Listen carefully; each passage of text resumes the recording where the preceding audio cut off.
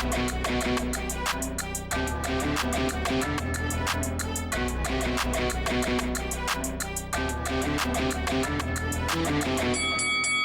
guys, welcome to Boxing Squared for boxing news and views from around the internet.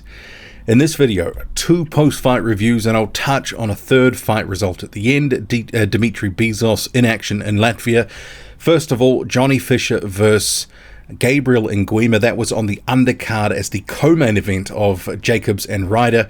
And then we'll move on to the Kash Ali versus Rhys Kaney fight.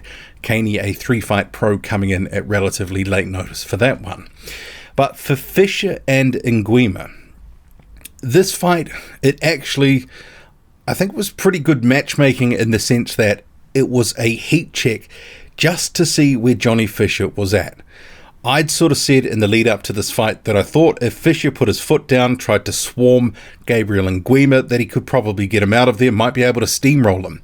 And there were elements of that in the first round where he really did try to sort of put it on Inguima, but he's a sort of savvy veteran. He was able to sort of survive the onslaught early on. And actually, I wouldn't say he was in the fight, but he was certainly having very few troubles surviving in there. He was able to read a lot of what was coming at him. So it was a case where Johnny Fisher, taken the distance, first time in his career, advanced to 5-0, but he didn't have it all his own way. And Gabriel Enguema, those rounds that he gave Fisher, are probably the most valuable rounds that Fisher has had in his career to date. But it did emphasize how raw the 22-year-old Fisher is, and actually he probably needs to stay at this level or even dip down slightly to keep developing. Because we saw stretches and patches of good, but also there were patches of telegraphed right hands. There were periods of either inactivity or inexperience coming through in the fight. Johnny Fisher allowing himself to be pushed onto the back foot, and it probably was a case that he didn't need to sort of really do that. He probably needed to come forward a little bit more because Gabriel Enguema was bringing the pressure, walking forward, but he really wasn't doing much with it. He was marching forward, kind of with the high guard, not really doing too much. After about 3 or 4 rounds, the punch stats showed that Fisher was outlanding him basically 2-1. So you had Inguima not throwing a whole lot, often looking for counters, Johnny Fisher's low lead hand, and, trying to sort of work off what Fisher was giving him. And often he was having very little trouble with Fisher fighting in these bursts where ultimately, for the most part, looking for a right hand. And to the point where, there were a few times where it was so telegraphed, it was almost like it was coming from the second row. And that's one thing that he certainly will need to keep working on and developing, is that sort of delivery system for the right hand to disguise it better, because it was obvious to see when it was coming, and you knew it was coming, and so did Inguima. So he made it a lot easier for Inguima to sort of see how this fight was going to sort of play out, because the jab, it was good at times, but then it would just disappear for whole rounds. Or he would start the round out well, jab to the body, jab upstairs, but then the jab would be put away for the rest of the round, and he would go head hunting. And I think another thing that they'll be working on is not everything has to be delivered with 100% power. Because I think that certainly through the fight you could see Fisher was fighting in bursts, then he would need a little rest. And one thing that was happening unconsciously when he was sort of taking these rests was he was circling towards Nguima's right hand, which was Nguima's best punch and best chance in this fight. But ultimately, Inguima is one of these guys who can survive. He is durable, but there's not a lot coming from the offensive end. There is some decent jabs and the odd right hand, and he sort of connected once somewhat flush on Fisher. The mouthguard came out after that, but it was a case there wasn't a whole lot coming at Fisher all of the time. And I think maybe he gave Inguima a little bit too much respect. Probably should have been trying to sort of push him back, maybe, just use his physicality a little bit more. But you could see he was sort of betwixt and between about what he wanted to do, because there were elements of sometimes he wanted to brawl, go to war, and then other times he was really dedicated to his boxing. Work on the back foot, circle, move, throw a jab, but then, would come a wild haymaker, and that sort of obviously was one of the features of the night, something that Inguima had very little trouble seeing.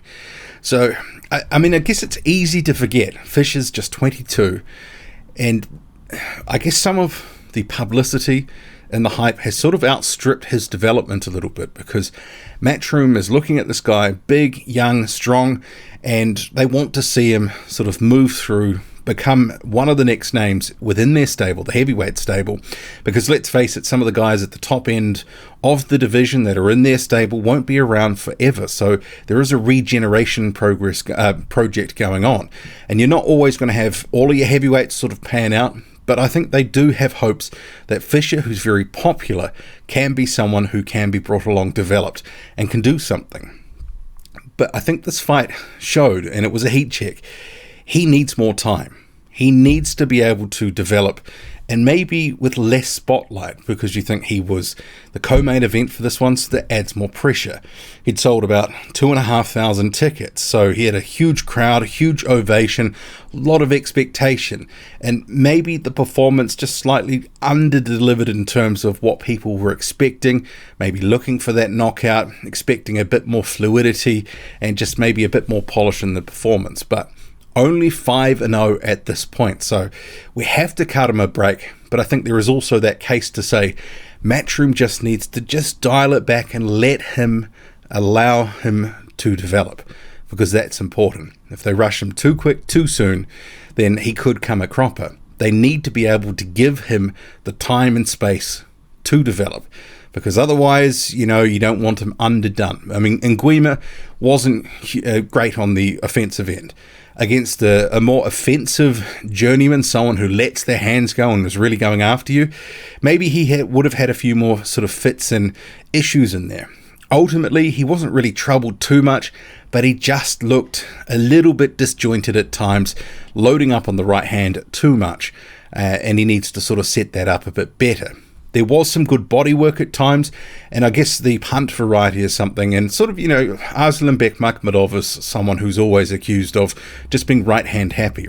Right hands, right uppercuts, but that left hook, when it was thrown, it was landing, he had success with that punch. So I think if he's looking for a better punch variation, that's going to lend itself to being able to land more right hands, because you're not just giving your opponent the one look or close to one look. So it was an okay performance. He passed the test. He got the win. I think it was 59-55 on the judge alone score, which was fair. It was just he was outworking Inguima, looking okay without looking spectacular. But I think they need to dial back on some of the rhetoric and just let the guy sort of breathe and develop for the next 18 months to 2 years, because they could have something there. But they need to sort of nurture that. He's only 22. There's no real rush to push him at 1,000 miles an hour. He said after the fight, he thought this sort of performance would hold him in good stead against a guy like Gabriel Enguema, because he was able to get the rounds, he'll get a lot out of it, and he said he was happy with the win. But he said, look, I've still got a lot to sort of work on, I know I need to do certain things, etc.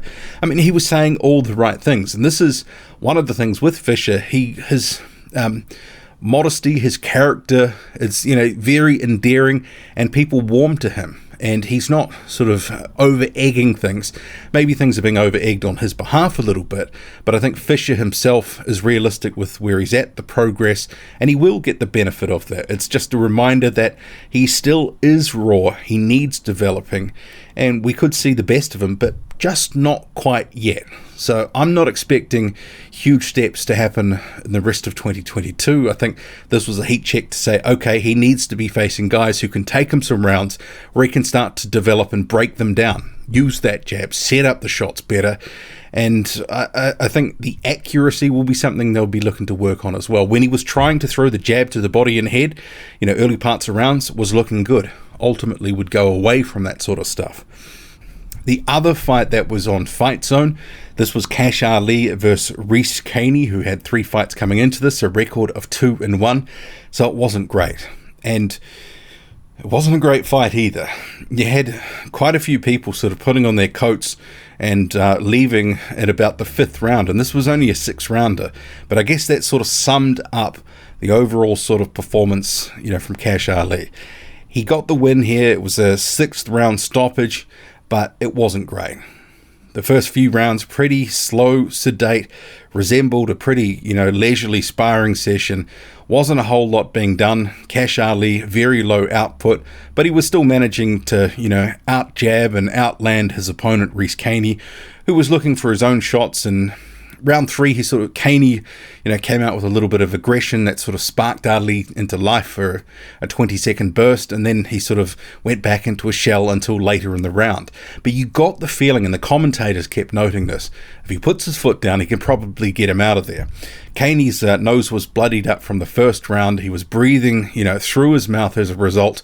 He did look like if it was put on him that he might be able to get out of there. But Ali, maybe he was just happy for the rounds, because he certainly wasn't fighting with any real urgency, has been out of the ring for a little bit now, but it wasn't the sort of performance he needed.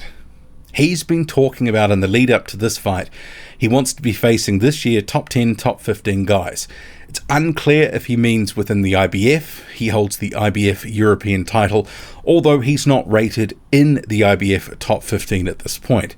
And actually, I had a look at the IBF top 15, and I don't think he beats anyone within that top 15. But I think if he's farmed out, he's going to be that sort of B-side opponent at some point, whether that's at domestic level or European level. But they did say after the fight, and Ali said he was pretty happy with his performance.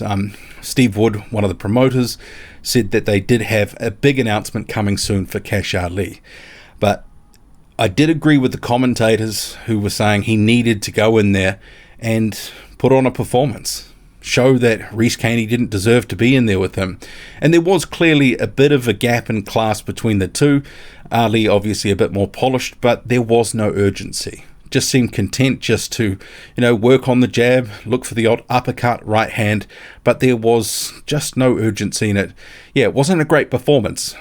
It's really not too much to say other than that. So I don't know where they're going to go with him, but if he continues to fight on Fight Zone, I'm not expecting it to be any big name opponents, against him. I mean, at a push, maybe they can get Dave Allen, but who knows? Allen, seemingly, if he's wanting to get paid, that's probably not going to be the fight for him. I think Ali does have some skills. He has been improving, but he hasn't been in some meaningful fights recently, those fights where he can continue to develop. And I did say on Twitter after the fight that, he shouldn't have been playing with his food. And actually someone commented to me and said, well, at least he didn't bite it this time. But Ali advances, I think it was win number 21, something like that. It was what it was, essentially. And Fight Zone is actually free for the next 3 months, so you can go back if you sign up and watch that fight in its entirety and whatever else they've got on their schedule for the next couple of months. And just rounding up this heavyweight, I guess it's results type video, you also had Dimitri Bezos. He was facing Marcelo Nascimento in Latvia. Second round stoppage. Haven't seen the full 2 rounds. Bezos got the stoppage in the second round, but I have put a clip up, or retweeted a clip that's up on my Twitter, boxing_squared. Anyway, I'll leave it there, but what did you make of it all? Drop a comment loud and often, hit like, hit subscribe, follow me on Twitter, boxing_squared. I'm out.